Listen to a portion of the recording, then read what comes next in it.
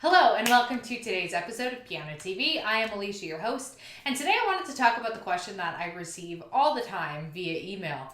Am I too old to learn piano? Now I have to send a caveat because I get this email from people of all ages. From teenagers even. I've had, 16, 17, 18-year-olds email me and say they're too old to learn piano. All their peers are way ahead of them and should I even bother learning? And it's like, yes, you're a little baby. Learn piano. Do it. And then I receive a fairly frequent amount of emails from people in their 20s and 30s asking the same question, in which I have a similar response. It's like, you're a little young one. Go be free in the world. But I get questions like this for people all the way up through their 80s. I've even had participants in our piano courses in their 80s. So that's a pretty encouraging sign if there are people in their 80s learning piano, even 90s, although I haven't personally met a 90-year-old working on piano. It can be done, but I wanted to get into it a little bit today.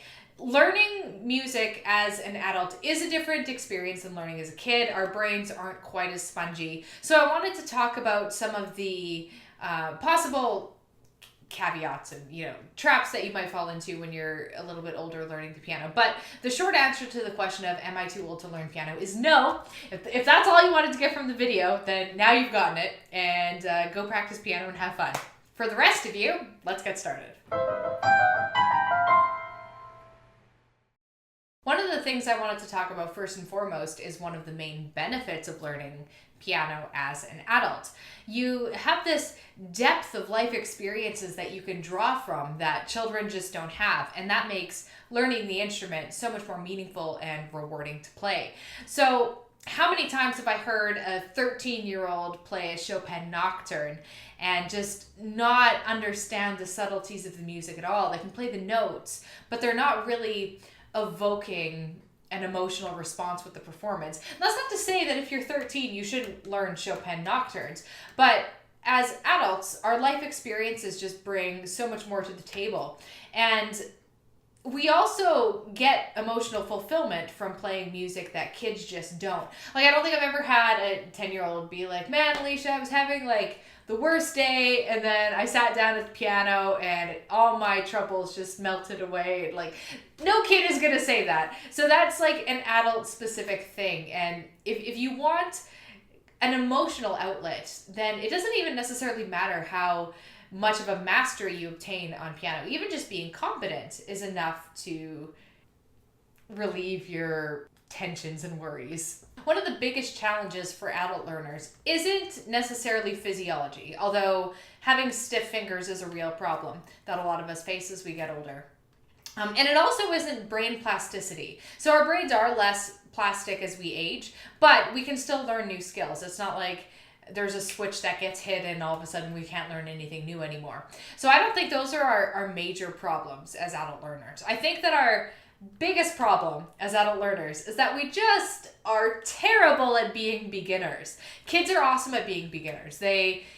I'm watching my daughter learn how to walk, and she walks pretty good now, but she falls all the time. And she's fine with that. If I was to look at that with one lens, it's like she's failing at walking because she's falling every 5 minutes or whatever it is. But kids are so used to being in the beginner mindset that they don't, it's not like she's falling and being like, oh, I failed again. She doesn't even care. She just gets up and keeps walking.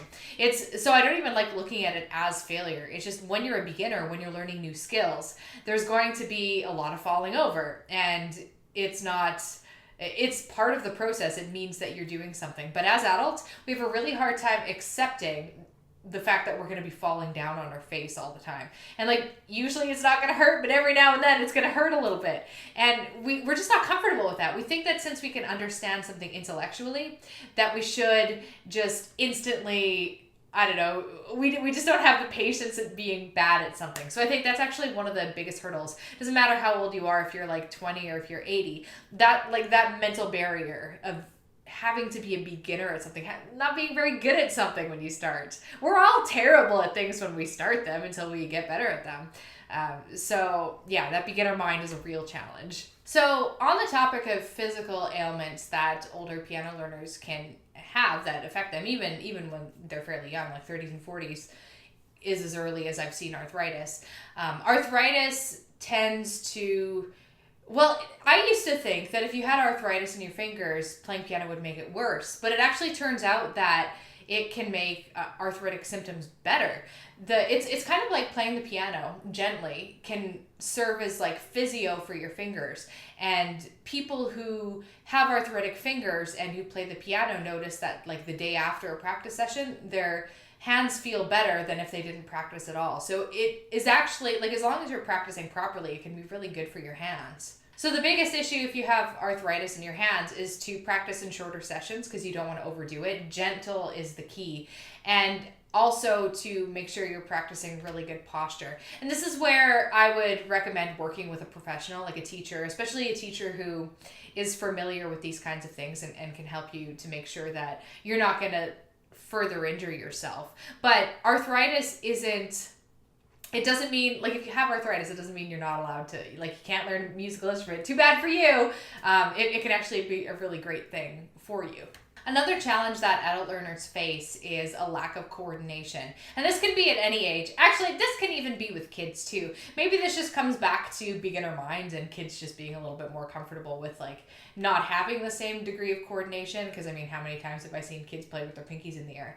But a lack of coordination can be really frustrating for older adults. And one thing I find that older adults have a tendency to do is go really, really heavy on the technique, like lots of scales and Hammond and Czerny and all that stuff, because they're thinking that their lack of coordination is like a huge problem, and thus they need a lot of exercises to work it out. And the thing that I would just be careful about with that is by heavily focusing on technique, you're not necessarily building all of the other skills that a good musical education provides. So you're not building your musicality. So that would be things like, you know, playing with dynamics, playing with expression, all of that, like that aspect of music. A lot of scales and exercises are just repetitive and not very musical. Like Hammond exercises sound bad. They don't sound pretty or anything like that. So if you're focusing too heavily on the technique aspect to correct a lack of coordination, it can make your practice lopsided in that way.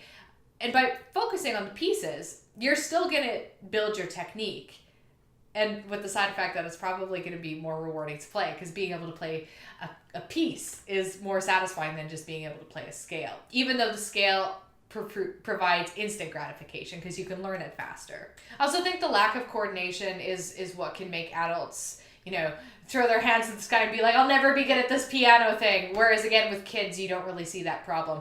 Although with adults, I do find that it takes longer to develop coordination than it does for kids. It might just be an issue of we've spent decades not using our muscles in a very specific way. Whereas with kids, they're so new that their muscles can learn how to, like, I don't know the like actual technical terms or anything like that. Kids are just a little bit more flexible and adaptable that way. And the problem as adults is we can get farther in our mind than our hands are capable of. So we can understand music maybe at a higher level than we can play it, and that can be frustrating. So you might want to be jumping into grade 1 music after 6 months, but you might need a good 2 years of prep before you're actually physically ready to play at that level. The other good thing about playing lots of pieces as opposed to just technique is by constantly exposing yourself to new music, you're just doing more sight reading, and the sight reading that you're doing for pieces is generally more advanced than the sight reading you're doing for exercises. Exercises by nature are easy to remember, so you really don't spend that much time sight reading. But by exposing yourself to new music, you're also enriching your ability to read that music. And again, your coordination will develop pretty much at the same rate whether or not you put a heavy emphasis on technique. So there used to be this idea that after the age of 25, your brain hardens, not literally, and you lose the ability to learn new things. People thought that since your cognitive abilities peak at this age and then slowly start to decline from there out, that like that's it, pack your bags, you're not going to be able to learn anything new, can't teach an old dog new tricks, etc.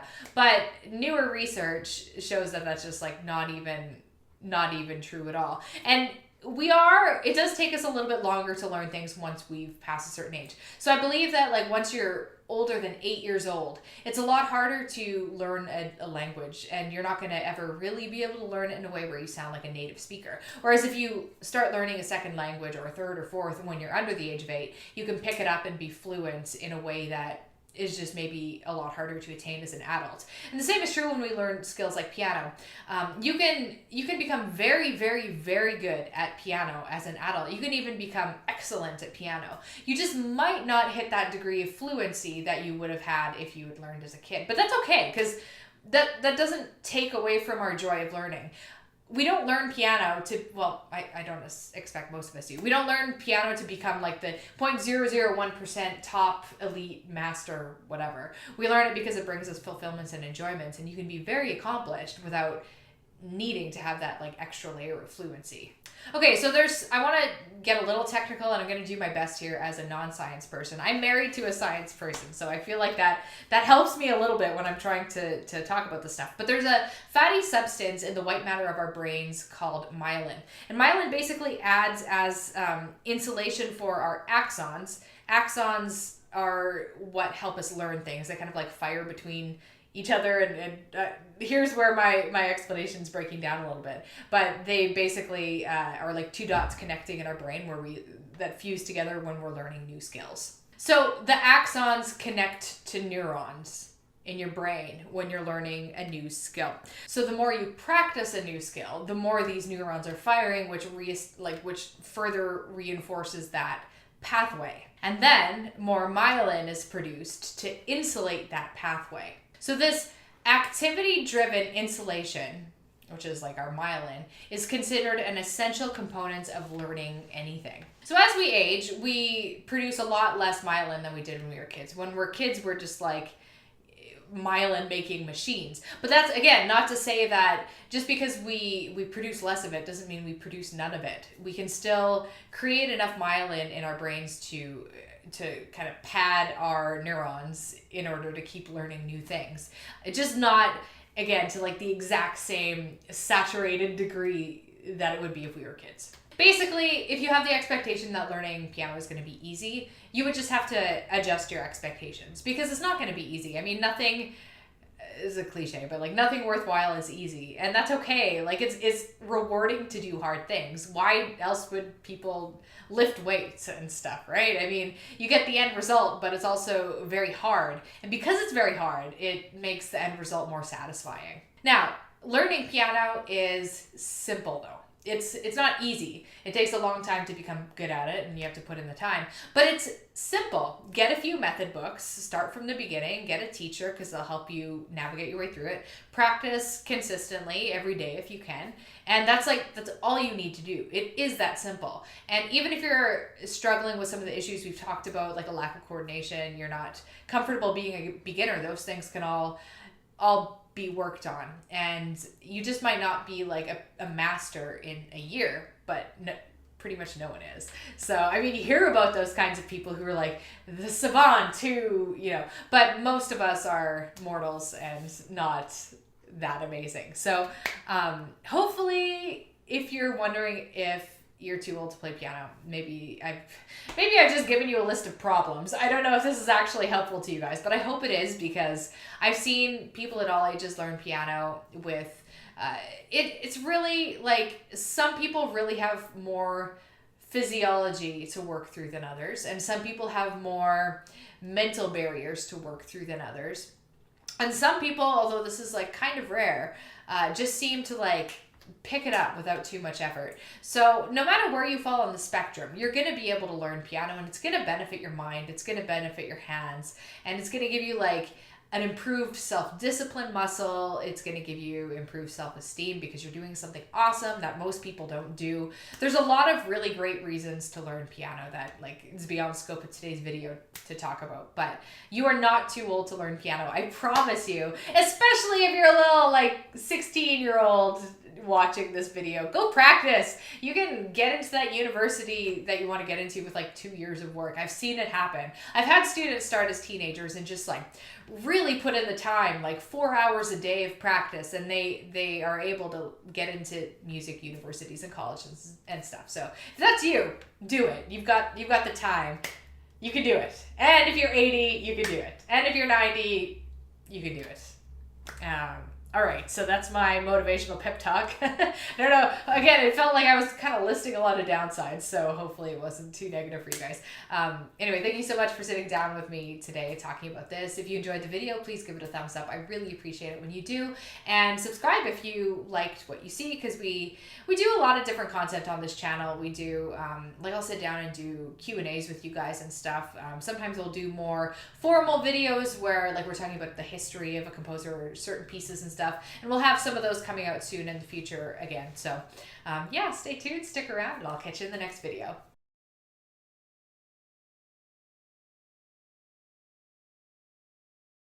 But your plasticity, the more these neuron, like